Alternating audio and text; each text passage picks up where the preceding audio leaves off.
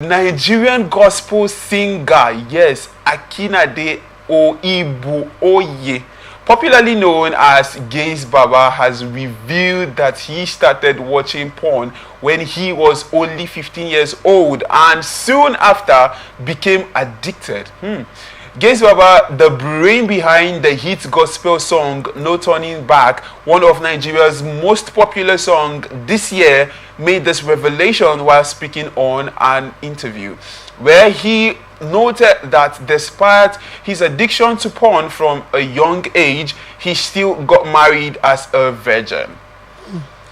The singer, whose position on some Christian beliefs has stirred up controversies within the Christian community, chronicled his journey through purity, addiction, and breakthrough in his career. On his porn addiction and purity journey, he said, "Yes, I married as a virgin. I and my wife, it took more time before we found the way. I was 15 when I started watching bad things." Now, there is something you call covenant of purity. Something you come into to say you are not going to have sex till you get married. I just scribbled something, I signed it and went to meet the pastor. I'm like, my covenant of purity, he said. In fact, it was shortly after that I got addicted to porn. I knew, but under the right temperature and pressure, any man can fall. Speaking about his newfound fame, which came on the back of the huge success of his No Turning Back featuring Pastor Lawrence Oyo, Gaise Baba noted that his breakthrough came 2 weeks after he lost his mother. He said, this season everybody is talking about kicked off like 2 weeks after my mom passed. Fame came at a point that I was no longer looking for it. No Turning Back is the remix of Gaise Baba's 2024 song of the same title. While very few people knew about the original version of the song, the remix has gone on to become some kind of an anthem. Young people on the internet, even non-Christians, are singing to. Now I would come to the lady in the studio. So in a society where immediate gratification is prevalent, how does Gaise Baba journey through the different perspective? How does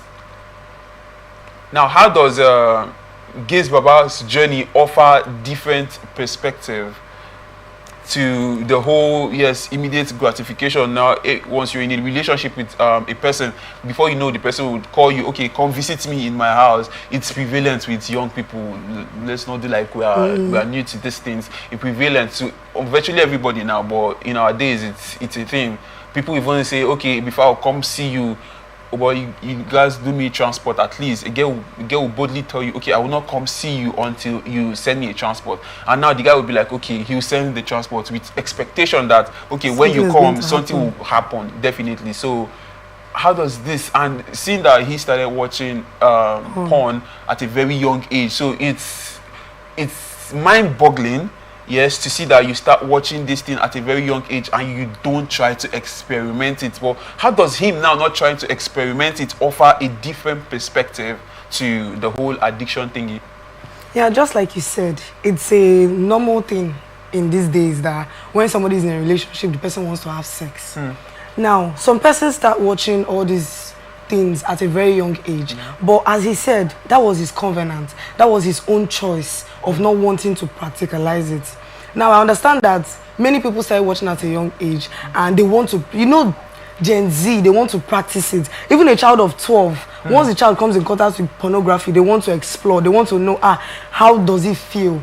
But his perspective is something that is very different in the now, because for somebody to engage in something like that at a young age but still have the feeling that, no, I don't want to practice it, it's mind-blowing. So I really commend him for that, because this our Gen Z, they will not agree. Yeah, I'll come back to you on covenant now. But Benzi, what's your take on this? Is it possible, self? Like, is it even? I saw this. I was wondering how possible it is, because if you see porn, you want to practicalize it. Sure. Yeah. So, but how does this offer a fresh perspective to you seeing things and not wanting to? Is it even still possible that this our age? You can still watch it. Sure, it's possible. You can still watch it normally, because now these days, no mothers don't care about their children. They watch it online with their phones. Most times from 13, 14. Even from small self, they'll be watching it. If you come online on YouTube, when you say subscribe, they'll be watching it online. Most times, you spoil children for 15 years. They get married. The thing spoil children from small, from this early age. These days now. Sometimes when they say mother take care of children. Sometimes their mother go to work. What did they know that their children is doing? They don't know. Most times it happens in school. Yes. It happens in school. If you come for school, it happens in life. It's life and your age in school. When I was in secondary school, well, they call this way calling this thing, Anthony. That one from 15. That one is always come with his phone in his school, watching all this porn live listening. Sometimes when you want to have time with girls, you give girls his phone. You're watching bad things. That is how life is. Now, but this particular Anthony, did he come in contact, or did he have any sexual intercourse with any of those girls he was giving his phone to? Sure, yeah. So which means he practiced it. He practiced it. So this is like a rare case, yes, kind of. Very rare. Now, he mentioned a covenant. Yes. Now that he went into that covenant, like he said, he just scribbled something on the paper and went to give to a pastor. Now, where is the place of covenants for children of God? Because most of us now, we call ourselves Christians, and we still indulge in these things. Let's not tell ourselves let's tell ourselves the truth and not lie to ourselves. Yes, so we still indulge in these things. Now, where is the place of covenant in this generation, 21st century generation, the Gen Zs, aka the woke gen, my generation? So where is the place of covenant in all of this? So I think the word covenant has been wiped off from the dictionary of the Gen Z. I think, because that word is a very strong word. It's something that a covenant is like an agreement you have with God. Sure. Oh, I will not engage in this, I will not do this. Yeah. This Gen Z, there is nothing they are not engaging in. So that word is not in their dictionary. Yes. But the place of covenant is very important for we Christians, we that call ourselves children of God, because it helps to shape your life. It helps to separate you from certain things you're not supposed to engage in. So like Gaise, he had that covenant that he will not engage in that. If your friend Anthony had that covenant, he will definitely not engage in that, because that's an agreement he has gotten into, a spiritual agreement. Sure. Yeah. Now, let me come to you, Benzi. It is one thing to have a covenant, yes, and it's another thing to follow it. Yeah. So, please talk to me. Is it so easy to follow through a covenant? Because really, now God you talk to, and God. Now on the nose, it's God that leads. Once it's God that leads. All these things mostly, you might not do it. In your mind, you have two minds. You might come, God say do it, and the devil in your mind, you but it over. That is it. That's like pause. This thing that you said, the things I don't want doing, those I do, right? Is it pause? Most times you might come in your phone to do watch, to say don't watch. Or you will just be watching YouTube, the ad will just come up. You just call, you just say, let me just click on it and watch. Also. Well, have a covenant, and I think if there's anything, have a covenant and follow it. And an accountability coach. Yes. So as you write, that's why he went to meet his pastor. I have this feeling that as he met his pastor, the pastor helped him follow it through. Sure. Because it's enough to say I will not do this, but you need somebody that is you are accountable to. Yes. That will tell you, when last did you do this? When last did you abstain? That kind of thing. Yeah. It's very important to have someone you're accountable to. It's very important to have someone you are accountable to. Very, very, very, very important. And it's possible to watch porn and still stay a virgin till you get married. Gaise said he got married as a virgin, and even his wife was a virgin. Wow, they're still virgin in our time. That's a question for another day, guys. So my second question will be to you. what message can we convey to the young Gen Zs who might be going through, who might be struggling with similar addiction? Yeah, Benzi, who might be struggling with similar addiction, just like Gaise said now. Yeah, demonstrating that purity is still achievable even in the face of such challenges. Okay, in this year, what I'm trying to say, no one knows we boys and girls. Most times the girls, they don't stay away from boys on their phone laws. And boys, they don't stay without woman. I have a friend that now if you don't stay without woman, you might fight. Just one, I want to fight. That one I want to fight that D. That one, if you cannot stay without woman on the nose. That is I say, if you are watching it, most times they just see get to do it. Their phone is always available.